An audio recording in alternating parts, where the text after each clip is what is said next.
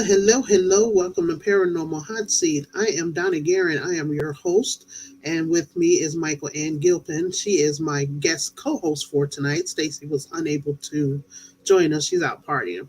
So tonight we have an open mic. We have a returning guest who is Eric Extreme with Mount Washington Valley Spirit Paranormals. And we have Brian Horton from PD Region Paranormal, and I guess I should have brought him in and then introduced him, then brought him in. So we have Eric.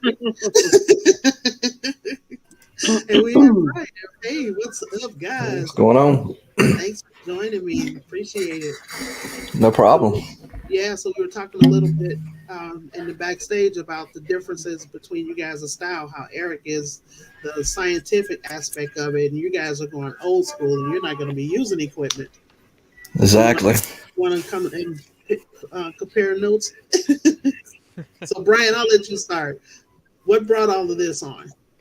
It's like, I sit back and watch, doing investigation stuff. Seems like we're paying more attention to our equipment and staring at that, seeing what the equipment's doing, not paying attention to the surroundings and feeling what you're feeling and catching stuff out your eye and looking around you, what's going on. Instead, you're focused more on the equipment and everything.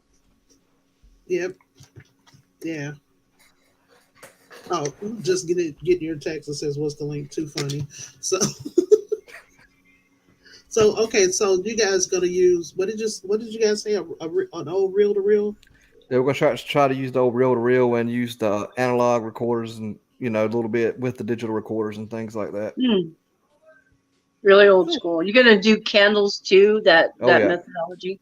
We're I like gonna use the candles candles. and stuff. Yeah. Yep. Definitely like the Cool. candles. Yeah, I like my digital recorder. That's probably one of my favorite things to use. So, Eric, what is probably the most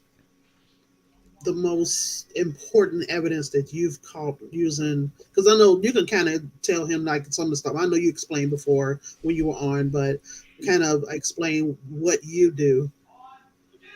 Oh, I'm on the other side of the spectrum, actually. When I first got into this, I was doing the ghost hunting, basically what you see on TV, just like anyone else.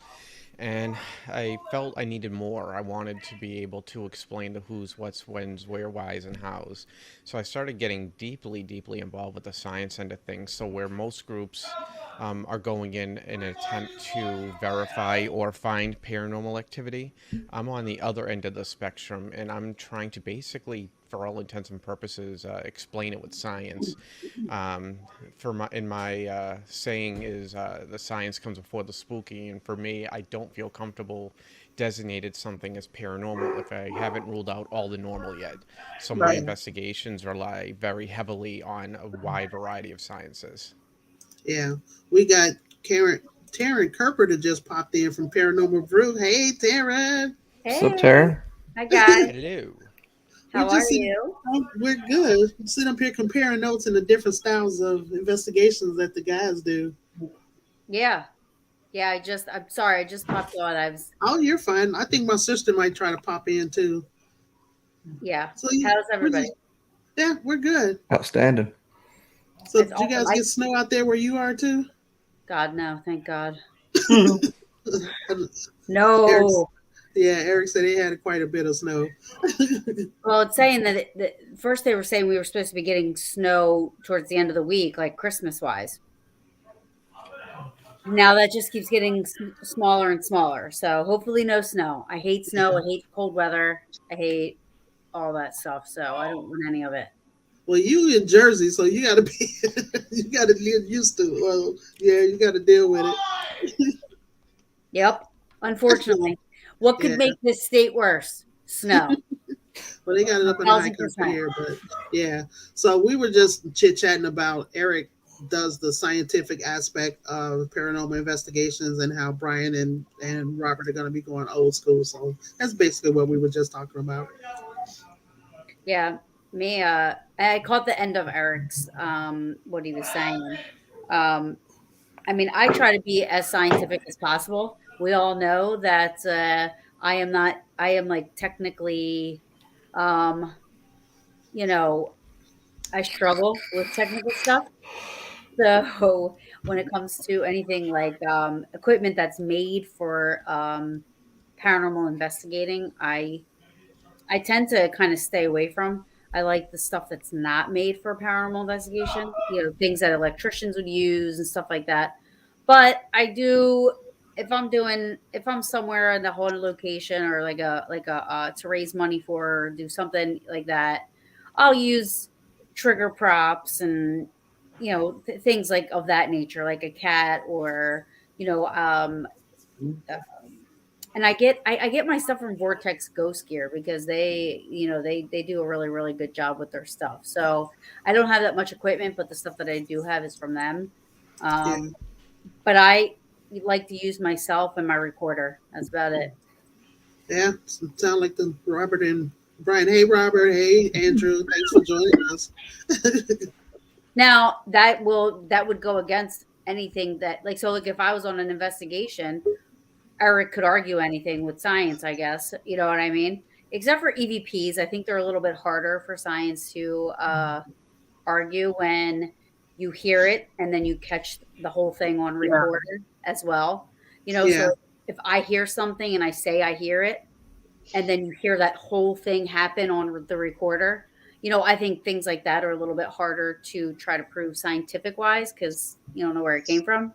Yeah. Well, that's something different completely. With EVP, you're getting into, possible radio interference. But with DVP, direct voice phenomenon, which is what you're referring to, you can pretty much rule out electronic interference in most cases, because your ears are not susceptible to that same type of Frequency. Yeah. electric artifact that the voice recorders are susceptible to. Although you can put a voice recorder in what's called a Faraday bag, it'll block out about 95% of the radiation that comes from Yeah. radio signals. I personally prefer to use those, but yeah, what you're referring to, DVP, is a whole different ballgame. Oh yeah. I actually too, recently started to wonder if um, spirit can hear better via recorder the way we hear better via recorder. So, because I leave my recorders going the whole entire time, where a lot of people do the EVP bursts.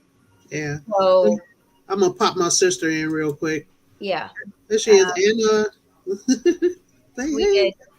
I found three times this past year that um, when we were listening back to the EVP bursts, my recorder picked up an answer the second time the question was replayed, or the third time the question was replayed through the burst. Then we picked up an EVP. I was also live, and it didn't come up on any other. Like, I was live on YouTube, Facebook. It didn't come up on any other recording device. Wow. So that was something else interesting that has happened 3 times this past year. Oh wow. One little hack radio. I've heard voices because I'll have my external speaker hooked up to it, and then I'll have my recorder going. But I've actually heard voices come across, not just the radio, because you can tell a difference between a disembodied voice and the radio. So Absolutely. then I'll go, "Hey, what was that?" And then I'll get a response. I was like, "Oh, well, that was cool." Yeah, I can't. I'm not a fan of spirit boxes and stuff like that and all that. I know what you said that you have. I remember you were saying something about it. It's a little different. Yeah, Something it's that you different in the use is a spirit little box. different. Yeah, Um, but for me, I like to just, because I feel like it messes up my hearing. Like, I can't really hear yeah, when they're on and everything. yeah. Um, I do like what Ron Yacovetti does. I always talk about him. He does the direct radio voice. He uses a frequency that isn't used. I'm probably going to use the wrong words, so don't hold me to this quote for quote. But it doesn't run on a radio frequency. It runs on a different, like a frequency level on its own. There's no radio waves or no towers or something. I don't know. He explained it to me, but somehow, like, there's no, like, it's sweeping, but it's not sweeping radio waves. Okay, If that makes sense. and maybe one of the guys knows exactly what you're talking about. Rob would know that because he deals with all the frequencies and things. Oh, okay. I've actually, I have the highest level of license for amateur radio communications, and I have to admit, I'm not quite sure what you're referring to there. Yeah, if you go to he does. It's called direct radio voice.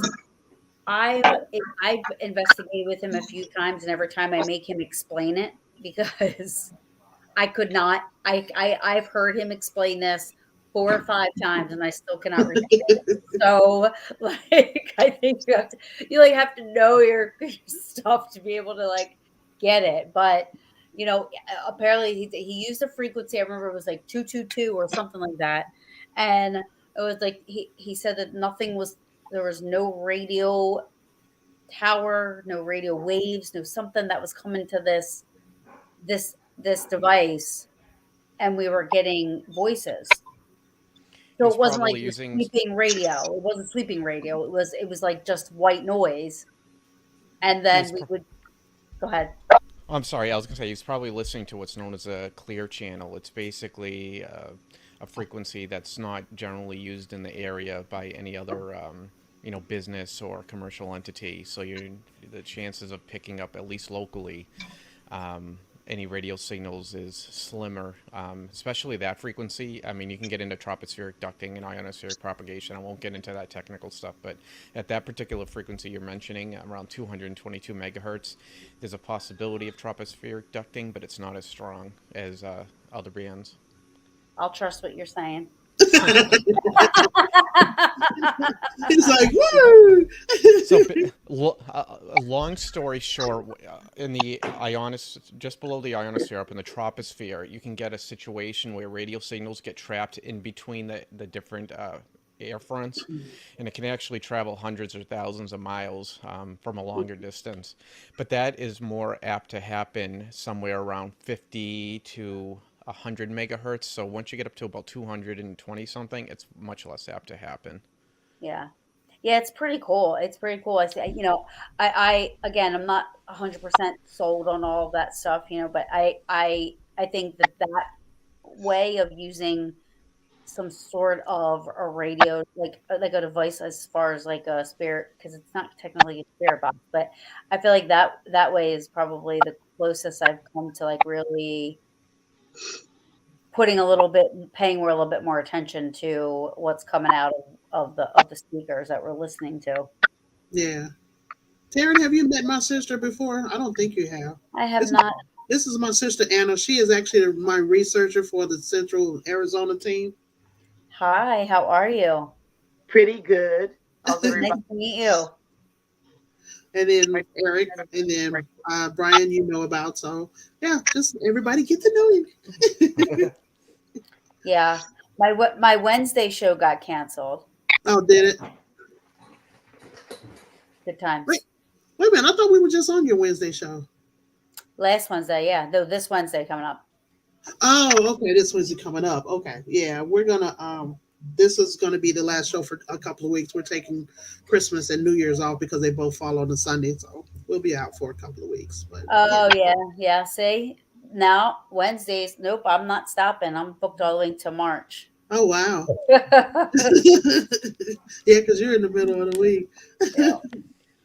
Yeah, Wednesday, hump day. Picked it for a reason. So what about Anna and Michael? You guys have a favorite piece of equipment that you like to use over anything else?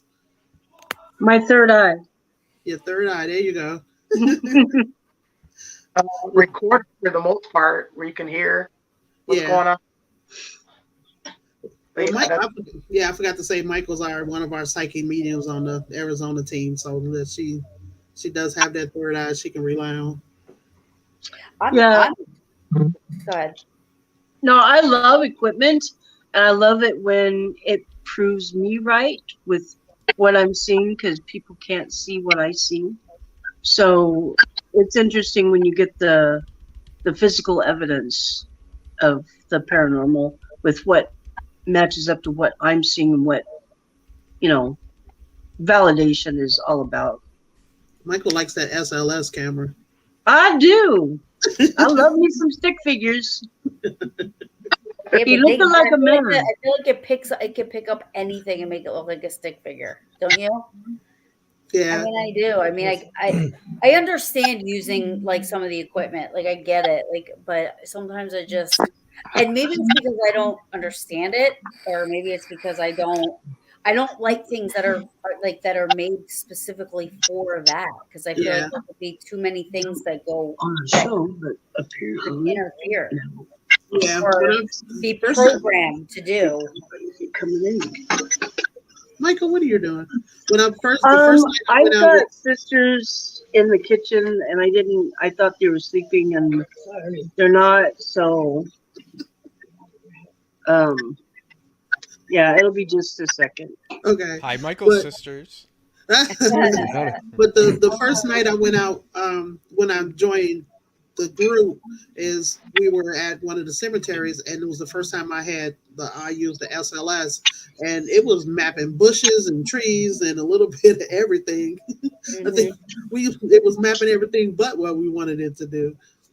Yeah, yeah. I like using a FLIR. I like using night vision goggles. I like using baby powder, compasses, Oh, wait. digital recorders. Okay, so what's the trick with the baby powder? Well, if you put it on the floor, and mind you, I've never had this happen, but I want to one day. But if you put it on the floor, and something walks through, Oh, it would pick up whatever walks through, or if something were to disturb the baby powder. oh, Um, okay, that makes sense. yeah. Um, and I like my favorite is the old school tri-field meter, the dial one, where you have to adjust the dial to get it to be real quiet. Yes, I know there's still interference with that as well, but um, I'm old school. Yeah, I I know like the old Eric's probably school. sitting there going, "Man, this is a lot of low tech stuff for you, huh?"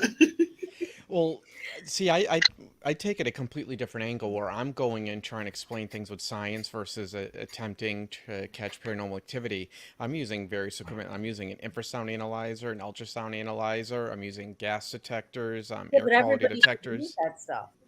I'm sorry? I feel like everybody should use that stuff as Yeah. well. Even if you are going in there looking for spirits. You know what I mean? If you are going in there hoping to connect with something, or trying to communicate, you should be using things that are going to rule that out. Right. Yep. Exactly. I mean, I'm also using like a form of a Geiger counter. I'm using EMF detectors up and down the entire spectrum. It's for me, my goal is to try and explain something with science first, because then if I can't explain it with science, I pass it on to my board of advisors, which are a bunch of people with PhDs that I know. And if they can't figure out, then I'll possibly, look into it as being paranormal, but I don't want false positives. So for me, I need to rule out any scientific possibilities first. How many positives do you have? In my entire 30 years of doing research and 14 years of investigations, I would only say once or twice where I'd be willing to say there was something I could not even remotely explain with science. Where was that at? I talked about it actually on a previous episode. I was at the Rolling Hills Asylum with Oh Barry no, I love it. Fitzgerald.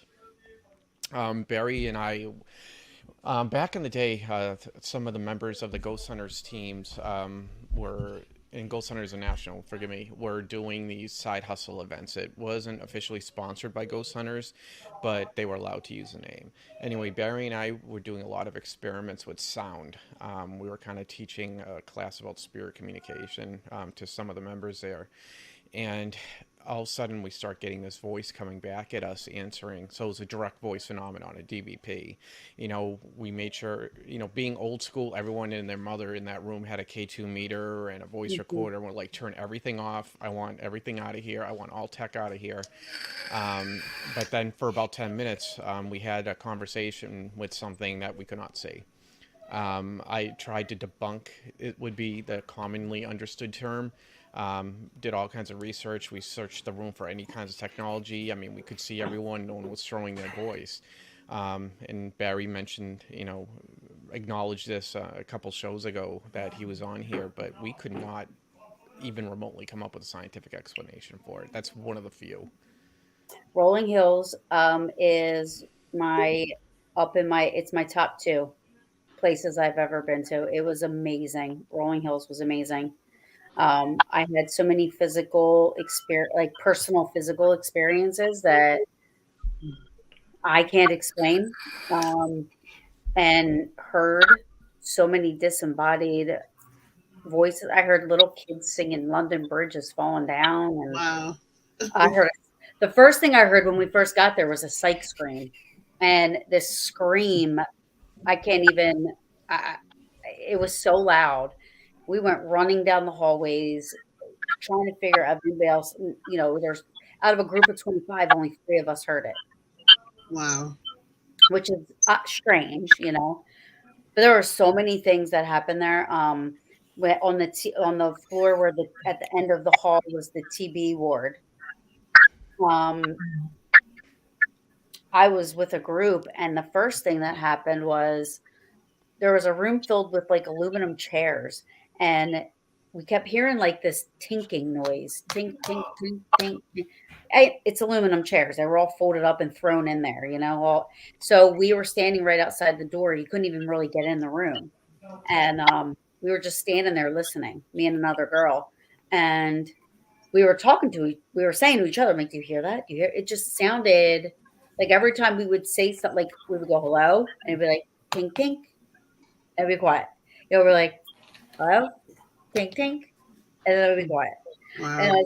And we're like talking to each other, like, are you hearing this here? And all of a sudden, I heard this goofy laugh. It was like, ho, ho, ho, ho, ho. But I could feel the breath on my cheek. Wow. And I get chills to this day thinking about it. And I said to her, we both looked at each other. She's like, did you hear that? I'm like, hear that? I felt that on my cheek. Wow. It was just anything that I can have experienced that night, which I don't rarely see. I don't rarely see anything. I'm not a psychic medium. I just go in and I'm an investigator. I guess I'm very nosy, so I will try and pull up wooden boards and open up closets and all kinds of things to try to see what's going on. But we're rolling hills. We went to the 1910 old YMCA in Globe, and Michael was with us, and we didn't catch a whole lot on our equipment. But right as we're getting ready to leave, Charles, my tech guy, he was walking the building looking for a piece of equipment that I could not find. And so he started whistling. I got on the walk. I was like, are you whistling? He goes, yeah. Right after that, we heard a woman laugh. And Michael and I, we kind of looked around at each other. It was like, did y'all hear that? It was like, yeah. As soon as we get ready to leave, we hear this. I mean, it was loud. It was a loud laugh. Yeah, and we're like, and all of the women that was there were in that room, and it was none of us that laughed. So I was like, okay, you're laughing now that we're leaving. Yeah. It was like, ha. I'm like, ha, you too. Thanks for nothing. Yeah. I saw something that night, and I don't know what it is, so I can't really 100% say it was anything paranormal. Could it have been my eyes playing tricks on me? Yes, absolutely. But like on that same floor where I heard that voice, like, or felt the laugh, or heard that laugh and felt the breath. That was the TB room was down the end of the hallway, and it had those typical hospital doors, where you got the 2 little creepy windows. Yeah. And, the doors swing open. Well, I looked down there and I saw I could see like what looked like the silhouette of a person like walk past those windows. Mm-hmm. Wow. I counted the people because I knew how many I had in my group. I'm like, yeah, we're all here. And my heart was pounding out of my fucking chest. Ooh, sorry. And I went down there and I was like, I have to, there's got to be somebody in there. I went in there, opened the door, and there was nobody in there. Wow. So I don't know what that was, but, and as soon as I knew nobody was in there, I turned right back around and I ran up the hallway. Back to my group. I was like, no, don't like that. Well, Brian, we know you're 30 years. We know that you've come across some stuff. Oh yeah, quite a few stuff. Oh yeah. Yeah. What happened? Did you catch anything when you went to St. Albans? What was it, a week or two ago? Yeah, it was one of those events where everybody comes together and just goes and investigates and stuff. I just sit back and watch. People had all the equipment on the floor, like hundreds and hundreds of REM pods. They're sitting there paying attention to that. I catch myself off in the corner, sitting there listening to things and watching the shadows and just picking up on everything.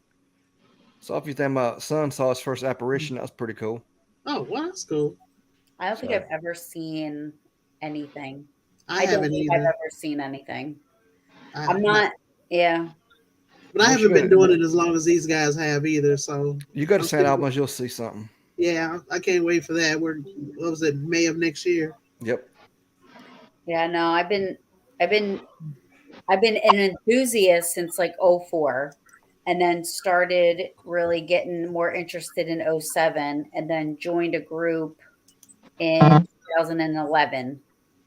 So, that's how long I've really been doing the investigating, and of course, when you first start out, you think you got to buy all this equipment, you Yep. Yeah, know, and you're kind of like, you see what they do on TV. So you think that's like, how you're that's supposed how it's supposed to be. Yeah, you know, and you learn, like what was I, as time goes on, you learn, you're like, yeah, no, that caveman yeah, there, no, that all this other stuff is like, it's just, it's a lot yeah. harder than what it looks on TV. They make it look so easy. Well, you have to take You know, into account with these television programs, they're doing like 4 or 5 days of recording, condensing it down to an hour, adding in spooky music. Yeah, They have Mhm. acting. I've worked for these guys before. They've taken acting classes. They're made to hey, act as if there's something coming out of the right side of the view. And, because no one's going to watch a TV show of an actual paranormal investigation. It's right. going to be hours and hours of boring. So these TV shows are nothing but, semi-reality entertainment shows. They're not a representation of how to conduct a paranormal investigation. However, they are being used as a template for anyone new coming into the field because how are they right, going to know any better? right. So it's people unfortunately are starting off almost with a handicap because Yep, they don't understand that that is not how any of this works, not even right, Yeah. close. right. That's one thing I love about Parafam too, Taryn, that everybody is coming from all different experiences. Brian and Robert, they got 30 years of experience.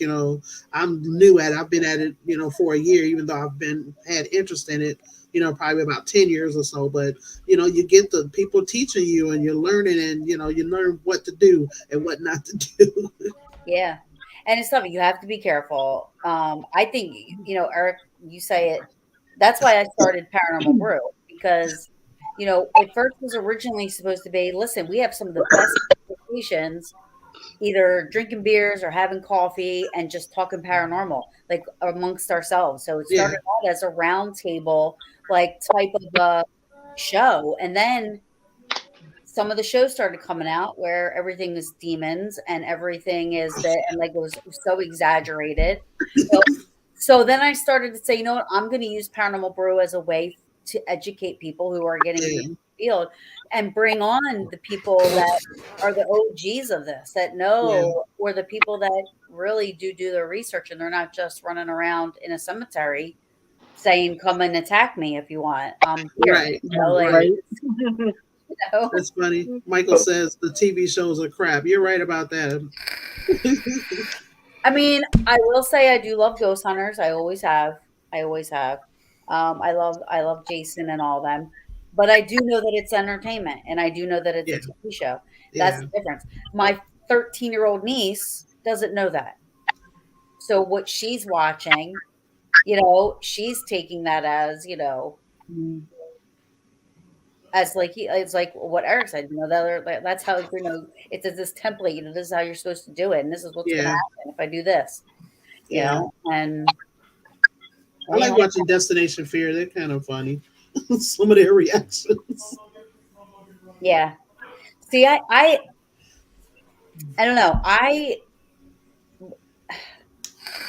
should probably not say I should. I mean, I've already talked to them about it, and I told them my beef with their show. They totally loved it. I was very respectful. I wasn't saying it Yeah. in a mean way, you Yeah. know. But I said, I've always told like if you're not in a good frame of mind, don't go on an investigation. You Right. got to be, in a good frame. You got to feel okay, this and that. And here they're trying to make themselves be afraid and trying to make themselves get into this big, and then going into a location, and Yeah. you know, I don't know. I just don't. But it's again TV show and it's entertainment. It makes good TV, and just like what Barry, when he was talking about when he was on the show about when you go on investigations, make sure you're grounding yourself.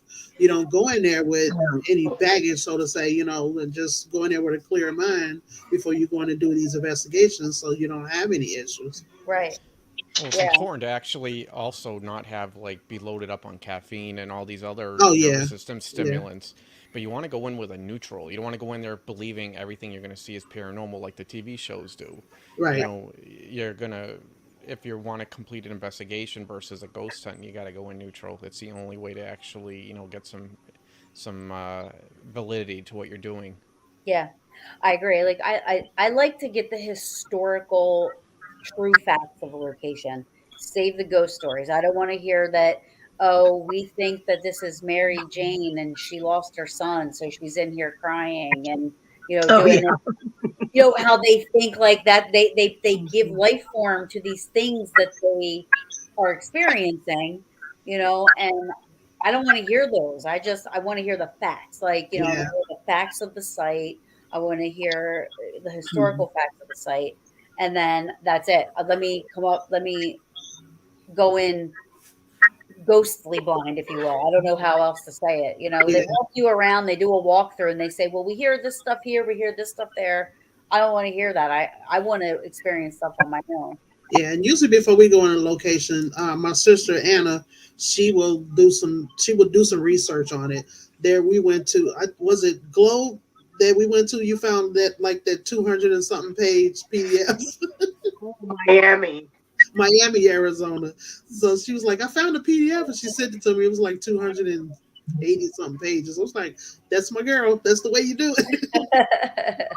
Trying to read through all this, but there's a lot of info in there. Yeah, there was a lot of information there. It had kind of a dark history. Yeah, and then you gotta see. Then you gotta like. I mean, that is a lot of work. But then you also have to remember.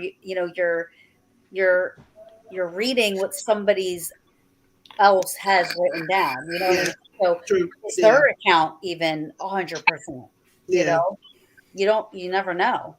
yeah, that's true. Then once you hear all that, once you get in a location, you start thinking your mind starts playing tricks. So, okay, that's what I heard, and that's what they're talking about. Yeah. It's called the observer expectancy effect. Hmm. I knew there would be a word for that. There's a word for everything. There's a I word. was saying, of course, Eric knows it. What's up, Michael? Mhm. Yeah, it's interesting. I don't know. I think when I first started out, I was like full fledged, like I was a believer. You couldn't tell me nothing. And now, I mean, I do believe because I've had a lot of personal experiences, but not, I'm not like running into a location like thinking everything is paranormal and everything is, you know what I mean? Like for the Right, most part, right. That's for the you most got to part, look for the other yeah, reasons of stuff going on, right? And there's, of course, that's what I've learned doing this. You just can't say, oh, like the a door swung open on me the one day when we were in Oracle, and then I was like, okay, so the door opened, and we're closing it, trying to make sure that it's latched all the way before it just swings back open again. So you gotta just little stuff like that. But yeah, we did have an instance where the back door kept opening, and Eric Eldon knows that he closed that door and latched it. So I think Michael, was it you that noticed that the door was Yeah, open I was again? like, the door's open. It was like, what do you mean I latched it? I'm like, it's open. And of course, when I set my video camera up to record the door, it quit opening, and it's like, okay. And I think it did it with Yeah. like 2 or 3 times. It kept opening up on its own. but see, Mhm. there's the thing. There's the point that Eric brought up earlier. Like these people are in locations for 5 days. Had you had more time, and had you left your video camera on the Right. door I probably could have caught it longer, opening. Yep. maybe there would have been an explanation for why it happened, how it happened, Yep. whatever the case, if you know what I mean, and would have given another chance for whatever to happen. Yeah. You know? Because of course, like I say, we're there 6, 7 hours or whatever it was, so If you you're can lucky. everything. Yeah, if you're lucky, right? Because I think some of the guys we had some guest investigators come. We got there about 8, and like at midnight, they were like, "Okay, I'm calling it. We're gonna go." So after they leave, we some stuff started happening. It's like, man, it gets good after midnight. Come on, Yeah. that's when I think stuff starts happening.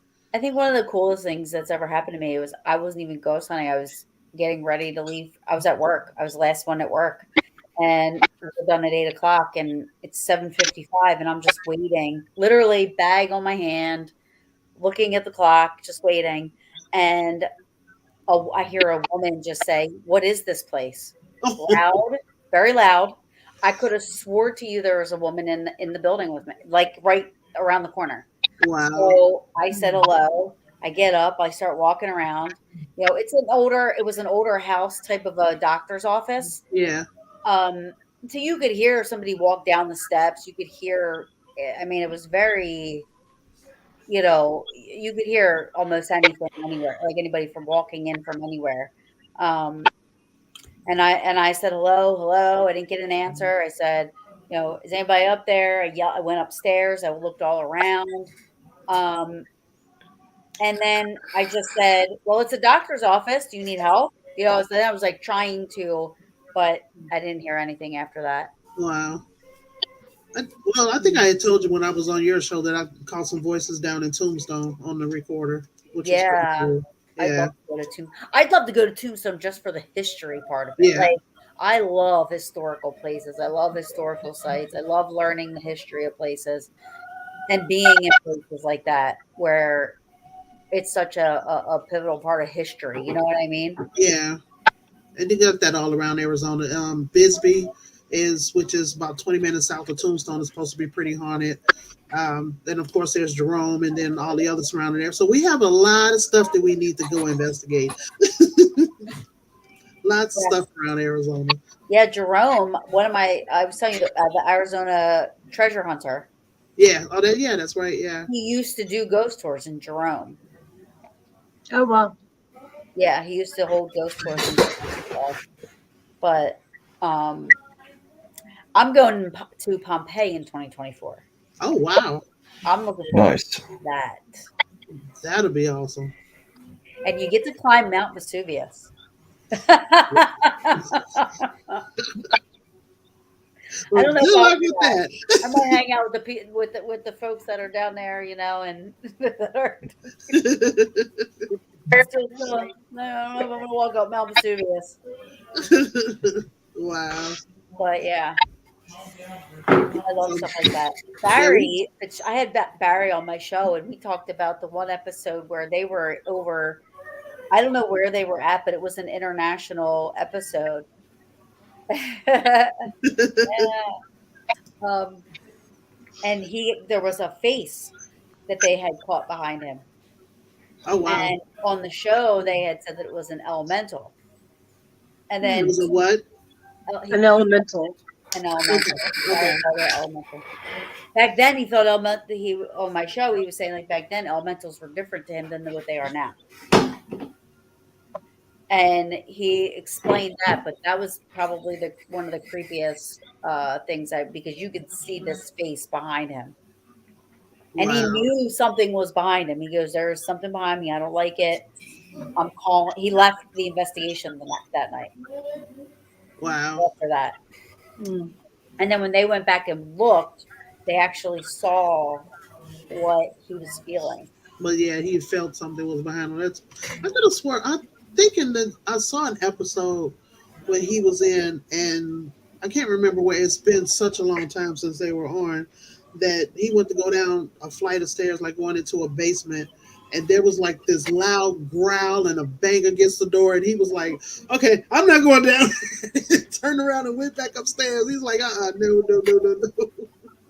So I don't blame him. I literally thought when I was at Hinsdale, I thought I saw a bear and I ran Oh yeah. inside. Wow. Ran faster than ever. Like even like there was like I thought I was gonna get murdered. There's a tear coming out of my eye and everything. I was running so fast. I was like, all my equipment went flying. I was like, that's a nightmare. Everybody's like, you're not supposed to run. I was like, you tell me what you're gonna do when you see a bear. It's called fight or Yep. flight. I'm not fighting. Yep. I was out. We'll have to get you a dude run shirt. Yes, I know.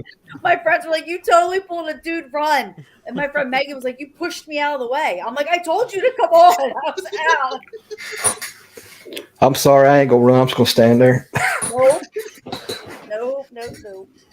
I saw in the flash. First, I saw eyeballs and in the flashlight, and then I picked up the flare, and I went like this. And as soon as I picked the flare up and it turned, it had this big body, right? And I was like, Dude, run. I was like, that looks like a bear. And they were like, where? I'm like, right there. And I'm pointing. And you can only say that so many times until, like I put the flashlight back up and I see it like walking towards us. I was like, Wow. it's coming right for it. I was like, get out of my way. All my stuff stayed out there for 2.5 hours. I was not going back outside. Nope. I said, that was a bear. That was a bear. You can hear them though after because my recorder was out there. And you can hear them like, what is she talking about? I don't see anything. I don't know what she's talking about. Oh, it's Bambi. Then they thought it was a deer. Then they had to know it wasn't a deer. And then it was like, then 2 hours later, you hear like 3 separate groups of coyotes going like howling at each other. And I'm like, Wow. I'm out. I'm inside. I'll stay inside. I'm happy inside. Oh, forget that. I would have ran too probably. That's the So instinct. Yeah. if you've never been to Hinsdale and you go to Hinsdale and you're outside, you want to make sure you have stuff to be able to see your surroundings at night. Yeah. Because it is pitch black and you do not know what is like you have no idea what kind of animals and stuff are out there. And it is I can't even no way. I got you covered. Have Brian Dude, out there run, with that's not watching my back. I'm like, Rob, we good? And Rob said, yeah, we good. So, all right, we ain't running. Oh no, I'm out. Nope. Sorry, guys. If I'm investigating with anybody and they run, I will run with them and then I'll ask later. Like When one sister runs, they all run. Everybody runs. I'd have to say that's the only time I've ever ran though, ever. Like that, and I ran fast. That's funny. So Eric, Brian, what he say? He don't run. He's actually been thrown against a wall over at St. Albans before. I ain't run. I'm too old to run. I know that's what I'm thinking. I'm like, I got bad knees. I can't be taking off. I know. I'm like, punch me, push me. I'm not running. Do what you say gotta that do. now. You say that now. It's like when you feel it's like you're I've supposed to been expect punched. the I've been unexpected. attacked. Yeah, What'd you say, Brian? I've been attacked. I got when we were in where were we? When you got hit in the head? Yeah, I was in the morgue and I felt awful and I'm like my head started hurting really bad and I went out. I'm like, there's a freaking lump there. She had a knot on her head. Yeah, we were. And I even went to the doctor the next day to make sure everything was okay. And he's like, well, how'd you hurt yourself? I'm like, just say it was an accident. Yeah, we were. No, I got, yeah. I got hit in the head with an entity. I don't know. And doctor Yeah, put you me don't in want him to hospital. get you committed. You don't want to Yeah, tell right. that story. Yeah, it's like, you won't believe me, but just say that I'm okay. Yeah. My brain's not bleeding or something. Robert said, "Dude, run." Yeah. Well, as long as I've been doing it, and of all the places I've been to, I've never been physically touched, never been hurt. I've never felt threatened. I've knock on wood.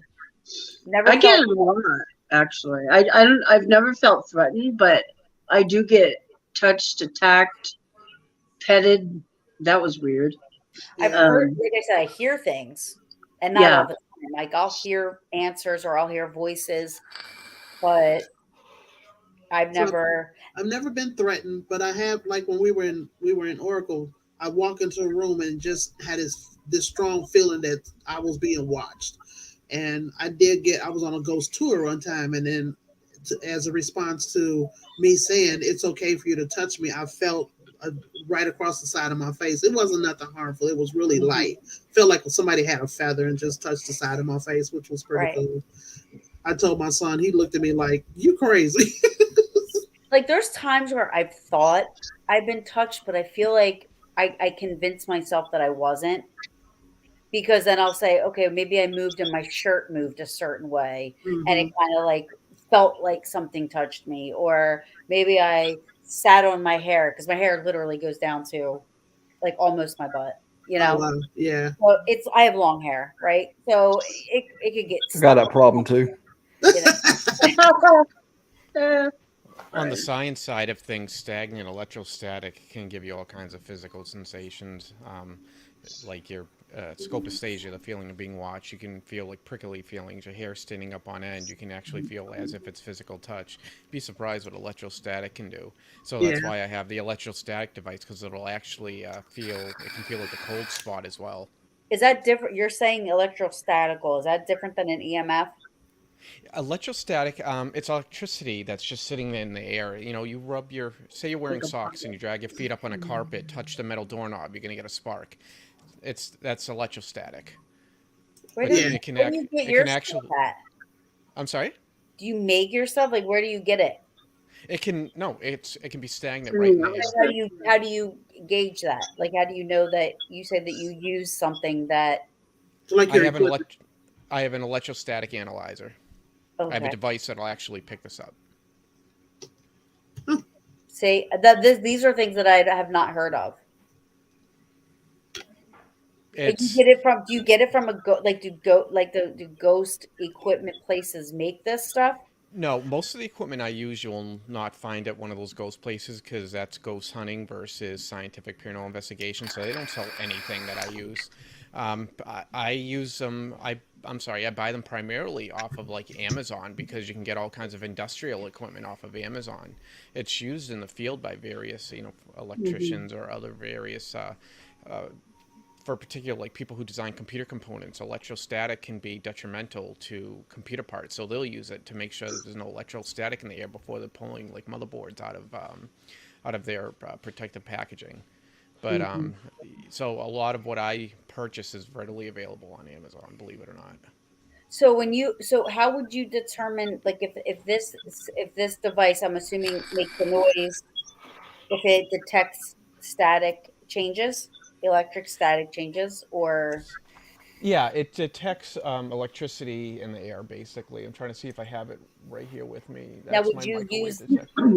would you use that with something else in order to determine what it is? Like how would you say you knew if it was really electric static or if it was something else causing a disturbance?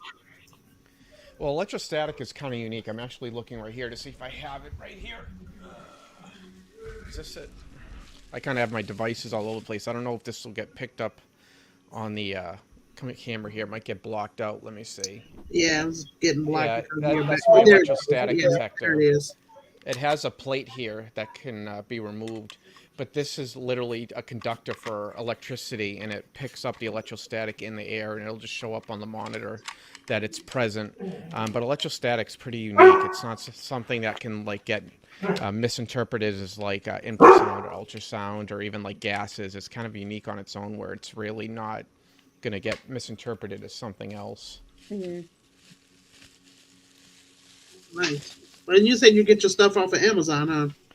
Believe it or not, yeah, because a lot of industries put out their products on Amazon now. I mean, Yeah. it's not this equipment that I use is not like specifically designed for paranormal investigations. It has an industrial usage to it, and then I use it, in a paranormal investigation because I'm not looking for the spooky. I'm looking for the science. So Right. these science devices Mhm. are available all over the place. You just got to know where to look for them. But Amazon, you can find anything on Amazon pretty much. Yeah, pretty much. Do you get spooked out though? Never. Never. You've never been spooked out, never been scared? No, I can honestly say that with a straight face. Never. You know, Um, go ahead. I was gonna say because with the science mind, my first go to is that's cool. What science can I analyze here to try and figure this out versus getting spooked out about it. I mean, when I was a little kid, there were some situations, and it was due to a combination of a medical condition I have called tactile hyperestasia. It's basically an overactive nervous system coupled with pareidolia. When I was a kid, I was telling my mom I was seeing aliens. I'd later learn that my body was hypersensitive to stimuli, and I was matrixing or trying to make sense out of confusion. So there was this electric box in my bedroom, and I was matrixing this energy into physical figures. So that scared me as a little kid. But beyond that It's one interesting. particular thing, it's not something that I've ever been scared of. I actually kind of get excited because I like sciencing the heck out of things. So to me, it's Yeah. just like another opportunity to science something. So I get excited. How often do you go out and get to investigate? Honestly, not as much as I used to when I was first getting into this physical, empirical investigations like 14 plus years ago, all the time. But now that I have such a background in science and have experienced so much and figured out so much, I'll tell you 95% of the time, people reach out to me. All I need is an interview and I can figure out what's going on with science. Um, and usually I'm right. I'm not saying that to be bragging or anything, but science is pretty simple in a lot of cases. So if you're aware of the science, you can explain things without having to actually go there. Hmm. Yeah, but you're. Honestly, I would love to have you. If I had a team, I would love to have somebody like you on my team. I'll give a quick example. I brought this up at one of the recent, I think I brought it up on Donna's last show. There was this local older woman, this just happened a couple months ago, where she was experiencing everything from acute anxiety, depression, sleeplessness, pareidolia. She was experiencing ear pain and headaches. So she reached out to an out of town ghost hunting team, not understanding that there's different levels of skill sets that happen in this field. And of course, they're going to try and convince her that everything's haunted because that's what they do. It's fun to Yeah. them. I was on the phone with her in 5 minutes and figured it out. When she said ear pain and head pain, it made me believe that there was something being caused by infrasound. And for those who are watching that don't understand, unfamiliar, infrasound or sound frequencies below 20 hertz below our hearing threshold. So I started asking her, is there a generator nearby? Do you have something like an old fan? And she's like, yeah, I actually have an old metallic fan. Long story short, the old metallic fan was making some interesting noises, and I believe that it was creating the infrasound, but that may not completely explain the scopastasia. So I started asking her if she had been remodeling, moving stuff around, and she said she'd been cleaning out a walk-in closet. I'm like, huh, when you were, did you ever have any experiences where you didn't feel comfortable in elevators? She goes, well, I never liked them, but it never kept me from using them. I said, are you stacking boxes all over your room? And she says that's exactly what she's doing. I says, you're not being watched. I said, scopastasia, the feeling of being watched, is often a symptom of acute claustrophobia, the fear of enclosed places. I'm like, you've changed the paradigm of this bedroom of yours. You're so used to it being a certain feeling in there because of the way things are set up. Now you've changed that. I'm like, clean up your room, get rid of the darn fan. I'm telling you, all these symptoms are going to go away. Guess what? They went away. And that's typically what I do. Is I have a background in medicine too. I'm an EMT.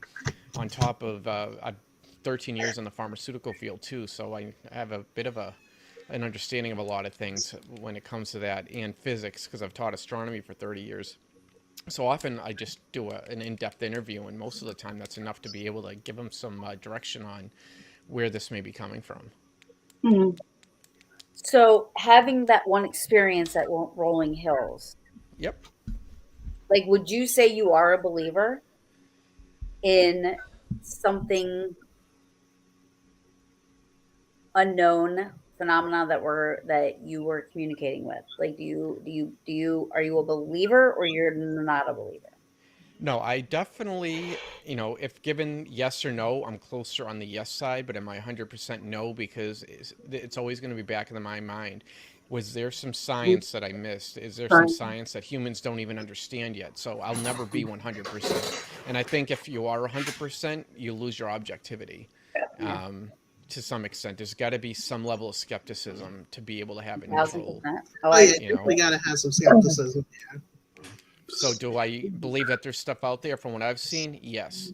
but I'm always going to science the heck out of something. It's just That's my that's nature. interesting though that you what you say about yourself, like when you were a kid, and how it was, because so many kids have imaginary friends, Yep. or they see things. Now, high EMF can also cause uh, paranoia, make you feel Hmm. sick, and stuff like that. Somebody else, there was something else.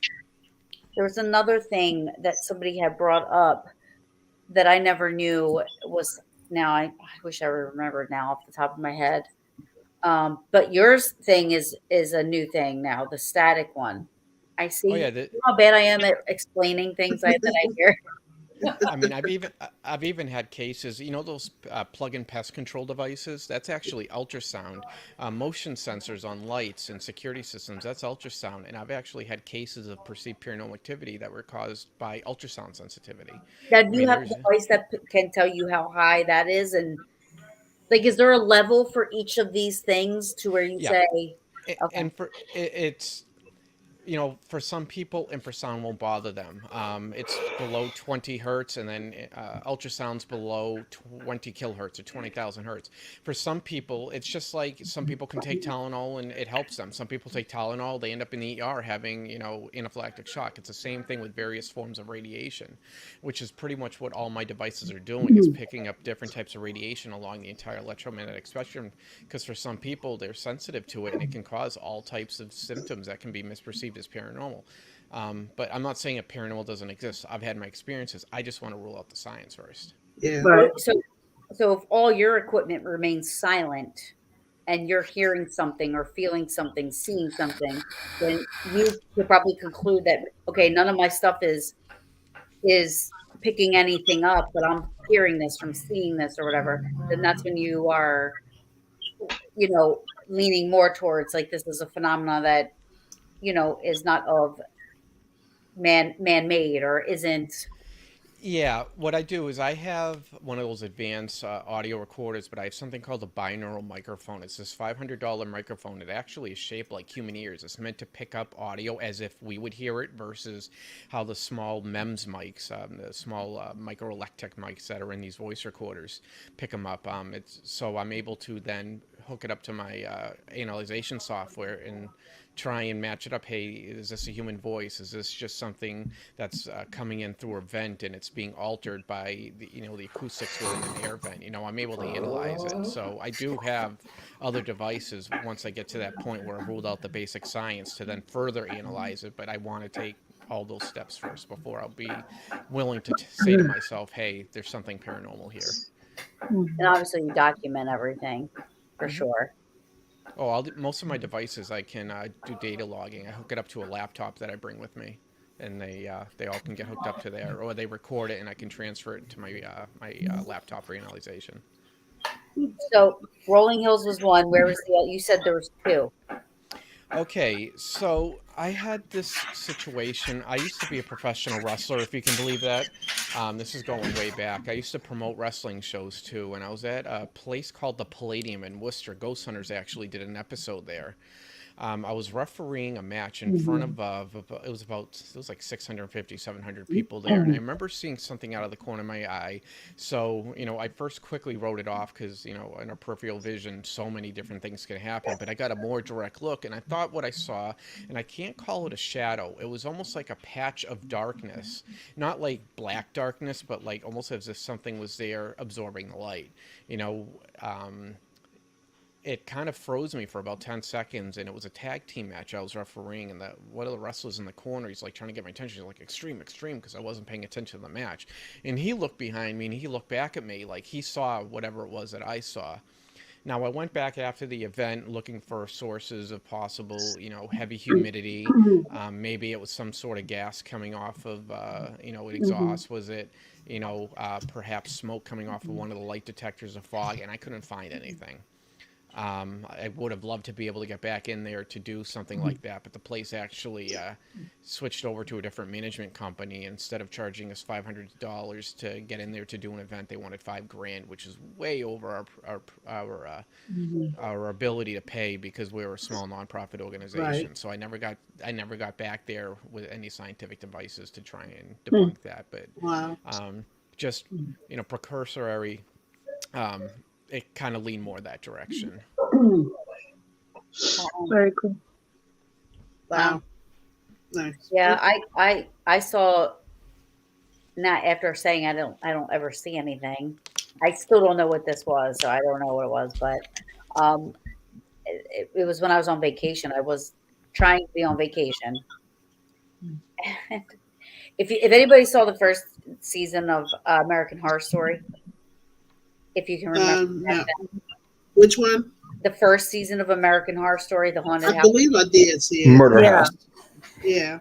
So that one was probably the best one. I really fell off after that. Like I didn't really watch any more after that. But in that there was it looked like a guy wearing a pleather, all black bodysuit that was supposedly haunting or whatever. It was like this black, just from head to toe, just bodysuit, black bodysuit. And when I was on vacation, then we were at Myrtle Beach, and it was just me and my boyfriend are in the kitchen, and I'm looking at him, and all of a sudden I see the backside of that with like this yellowish glow around it, but it was just half of it, and it walked. It was like it was walking into the other room. Here's the wall, and it went like this, and I couldn't hear anything now this lasted less than 3 seconds probably, but it felt like a lot longer, right? Because I didn't hear anything when I saw this. Even the dog came walking in from the room where it walked into, and I couldn't hear the dog walking on the floor until it got closer. Then I could hear the dog. Hi, baby. It's That's Orion. Stargazer. Oh, Oh, that's Stargazer. Okay, That's he's got a Stargazer. couple of cats. aw. You said Orion. I had Apollo, Zeus, Nyx, Eris, and Hera. Yeah, we have Kristen and I have 3 Maine Coon kittens: Stargazer, Tribble, and Orion. This is the big one. He's got to be about 18 pounds now, and he still has a year and a half to grow. Oh, he's so Wow. cute. Hi, baby. Say hi. I love hi. cats. Cats are my oh. I don't know if you can see, but it's a heartbeat with a cat on it. That's awesome. Yeah. Yeah. Well, we're like at 8 o'clock, so I don't. We'll probably just keep on running our mouth. It's 10 o'clock here. Oh yeah. Well, yeah, you Same 2 here. hours ahead. I think he's on Eastern time too. Yeah, I'm in Yeah. New Hampshire. It's New 10 Hampshire. PM here. New Hampshire, yeah. I don't know how far that's from Jersey, but From Jersey, you're probably talking around 6-7 hours. why it sounds so much closer. It's so crazy to me when I talk to people or from other places, like that they sound further out and they wind up being closer, or the people that are supposed to sound close to me, but they're actually further out. Yeah. Ryan, how far are you from Taryn? Probably about 6 hours, Oh, 6-7 hours. he's in North Carolina and she's in Jersey. Yeah, I'm not proud of that. Are you from Jersey though? Is that what you're from? Born and Oh, raised. okay. Born and raised. I want to move to Gettysburg. One day I'll be living in Gettysburg. I know that's one of your favorite spots. If not the favorite spot. Hi. Oh, there's her cat. Well, is everybody showing their fur babies off? Mine's like one of them's right here. I don't know if you can see them. Just like passed out. This is Loki. I think Bella's under my bed, my little Chihuahua mix. Hank just left the building.